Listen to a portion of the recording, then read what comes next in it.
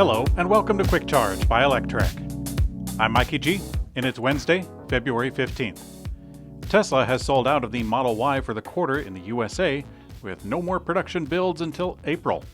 With the significant price drops and the new $7,500 federal tax credit for the vehicle, Tesla has seen a surge of orders in the US. And now sources familiar with the matter told Electrek that Tesla has completely run out of production build slots, even though we're about halfway through the quarter. The Model Y is flying off the shelves, but the base Model 3 vehicles can still be built and delivered this month, with an estimated delivery timeline of February to March of 2023. With the impending refresh of the Model 3, it's possible that savvy buyers are waiting for that model, although they can't be too savvy, since vehicles after March might be subject to different tax credit details on account of battery sourcing requirements that have yet to be announced. Tesla's new self-driving computer hardware 4.0 has leaked, or I suppose released, as the automaker appears to already be building them in some cars. A reliable Tesla hacker known as Green got a hold of one and provided some extra details with a teardown.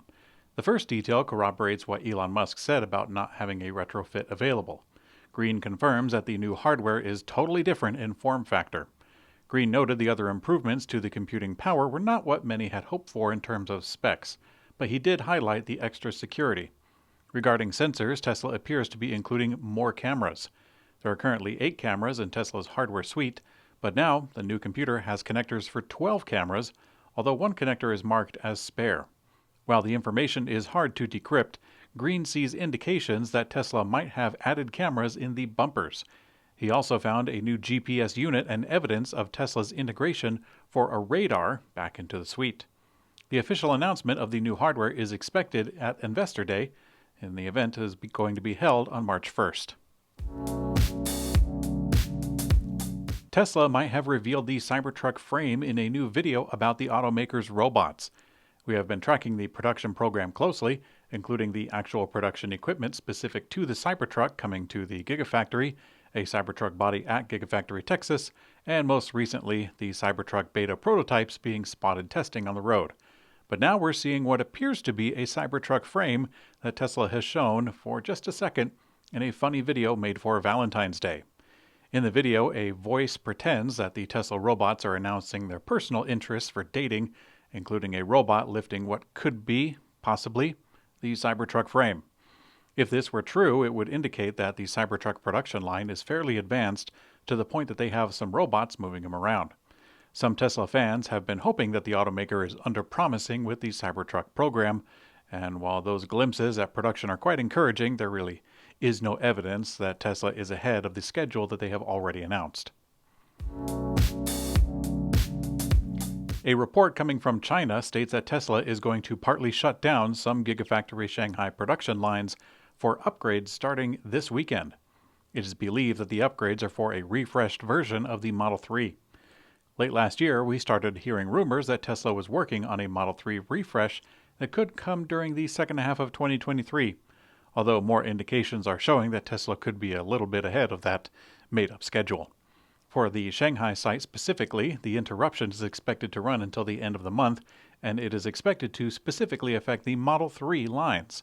While aesthetics and perhaps features are being watched very closely, the ease of manufacturing is likely going to be the biggest difference. Tesla set a once lofty goal of EV deployment, and having higher profit and faster production will be key. The Tesla Model 3 and Y are once again eligible for California's $2,000 electric car rebate after steep price drops brought them under the MSRP cap for eligibility.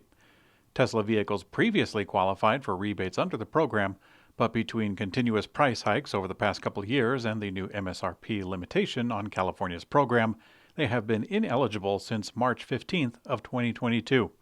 We actually checked just 2 weeks ago after the prices were changed from Tesla, but they were not included on California's site until now. It actually appears that some of those changes are retroactive. Vehicles ordered on or after January 12th, which was the day of the Tesla price drops, can still apply for a rebate within 90 days of registering the vehicle. Other limitations, such as income level, still apply. You can find more details on our site, electrek.co. Tesla and the White House have announced that they have reached a deal for Tesla to open its Supercharger network to non-Tesla EVs in the U.S. The automaker also confirmed plans to double its number of chargers by 2024, at least here. The announcement comes just days after Elon Musk met with the Biden administration officials regarding EV charging infrastructure. The White House didn't disclose how much funding Tesla will receive. New standards for the EV chargers in the USA may have necessitated additional fundings to retrofit Tesla's network, although that is still conjecture. The Biden presidential administration has announced that the U.S. government is going to set standards for federally funded EV chargers. In other words, if an EV charger is installed using federal dollars, then it has to actually work and have a high government standard. They have set 5 standards in particular, listed as such. First and foremost, predictability and reliability, which includes plug types, power levels, and fast charge capability. Then, a 97% uptime reliability requirement.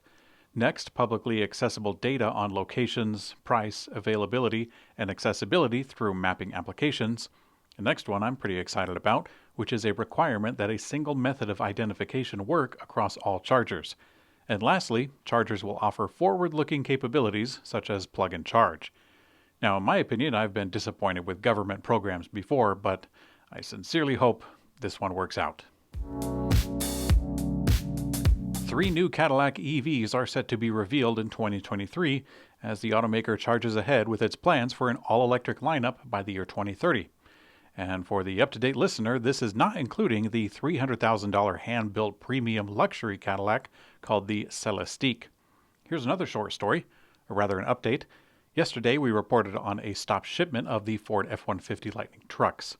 Ford has now added that they have identified what they believe the cause of the issue is and expect to have production started in a few weeks. So far, they believe no customer vehicles have been affected. According to Motor Trend, Ram CEO Mike Koval says a mid-size electric truck concept will be shown to dealers at a planned meeting in March to see if it's the right truck.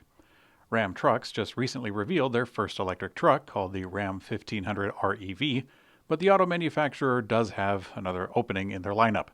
The Dakota has actually been discontinued since 2011, and with the rising demand for compact and mid-size electric trucks, this could be a nice fit for the brand, as it seems that automakers are toying with the idea.